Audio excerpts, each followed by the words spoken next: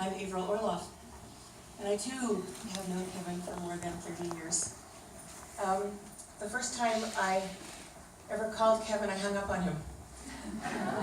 A little backstory. So Kevin worked, of course, as you know, at CJRT, and I was one of those volunteers who answered the phones during the fundraising campaigns and took your pledge for money.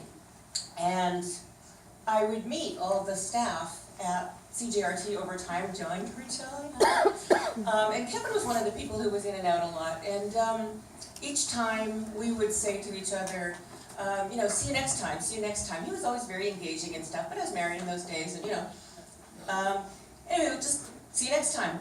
And then one day I went and did my thing, and I was no longer married at that point, and I said, see you next time.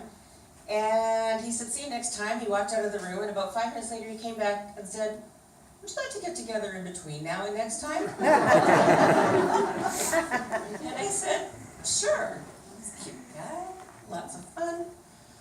So I gave him my phone number, and a couple of days later, to my surprise, he actually called me, which if you were a young woman in those days dating, you knew that a lot of times when guys said they were going to call you, they didn't. So score one for Kevin. He called me, got my answering machine, and I called him back. And those of you who were around in those days and remember his answering machine messages, the phone rang a couple of times, and suddenly there was, fast and bulbous. That's right, the mascara snake. Fast and bulbous. It's like, I just don't even know what to do with this. And I sat on the phone for what felt like half an hour and a half. And then I phoned him back and I said, the person who hung up on you was me. Was that you? Anyway, we ended up having a first date that was, kind of classic, 8 hours. We started out having Chinese dinner. We then segued to a party at Harbourfront Writers Festival. And in the Harbourfront building at the time after that, there was a wedding party going on, and we crashed the wedding party. And wound up at 4 o'clock in the morning at Vesta lunch having bacon and eggs, and I was like, that's a pretty good date. So that was our first date. And what struck me about Kevin is what everybody says, he was the most amazing listener ever. He just remembered everything you said, and sometimes that was to our detriment, as I found out later on when we were together, because he would remember things I would say, when we were fighting, and say, well, 3 weeks ago, on Saturday at 3:45 p.m. you said, and I was just like, I don't remember that, and he would be just like, why don't you remember that? Don't you care? And I was like, I just don't remember.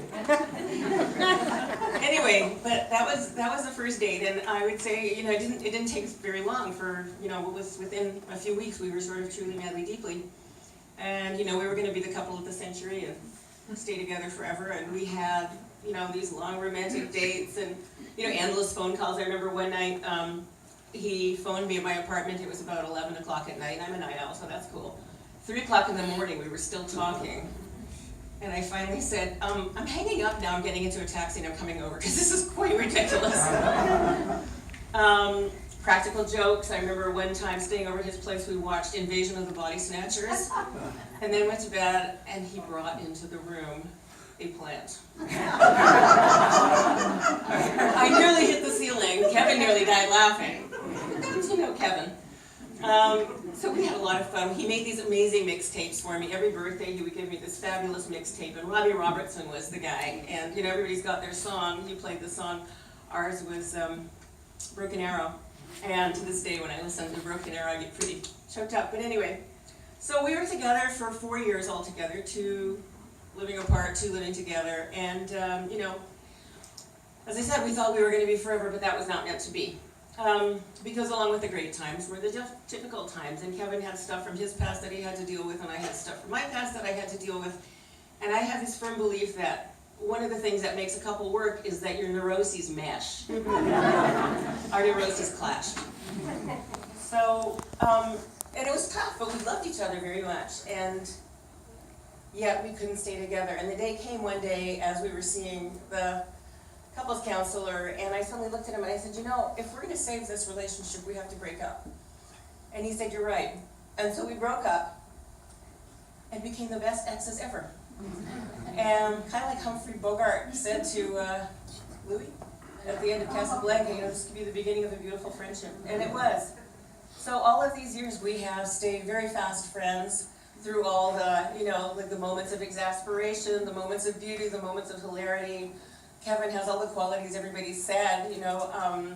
I have to tell one anecdote because it kind of to the things about the two anecdotes, because these were referred to how Kevin had this charisma. I remember one night when we were living together and he was working at the CBC.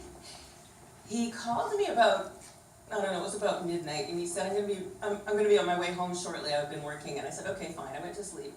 About 3 o'clock in the morning, I woke up, and there he was finally just walking in. I said, how did it take you 3 hours to get from the CBC to our place? Oh, well, I got into a conversation with a taxi driver. I said, really? Yeah, well, he was Czechoslovakian, he was really into Frank Zappa. So we got talking about Zappa, and then he just kind of pulled up at the end of the street and turned off the meter, and we've just been talking for the last an hour and a half. I said, you got a taxi driver to turn off his meter and talk to you about Frank Zappa for an hour and a half, right? Kevin. All the people, Mary Frances referred to how you couldn't walk down the street, it would take an hour because you'd run into, you think that was only Toronto?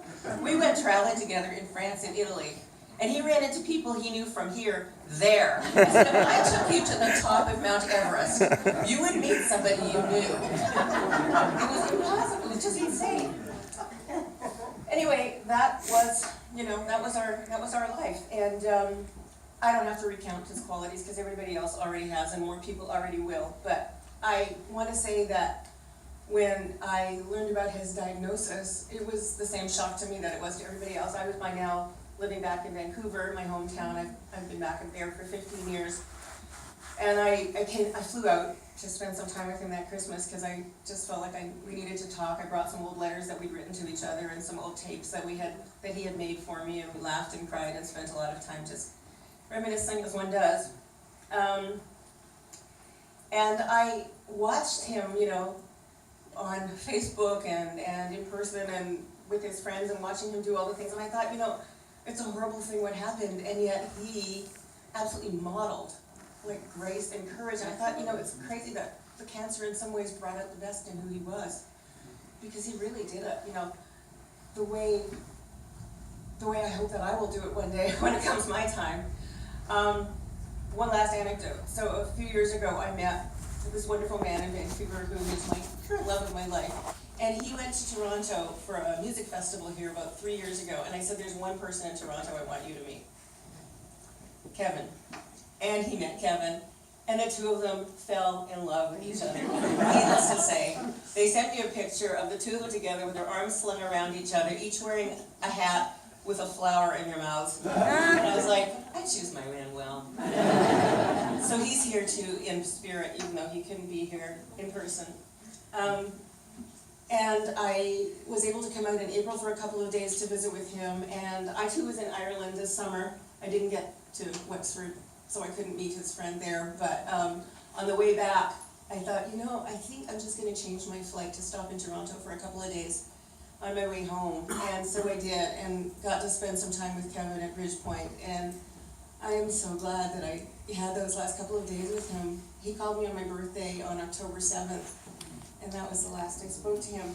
And I just miss him, because I keep wanting to tell him things and, you know, share insights with him and tell him how bad his taste was in movies and see his twinkle in his eye and, you know, feel that love. And, you know, I just, you know, refer back to the song, our song, and I just don't know else is going to bring me a broken arrow. Who else is going to bring me a bottle of rain?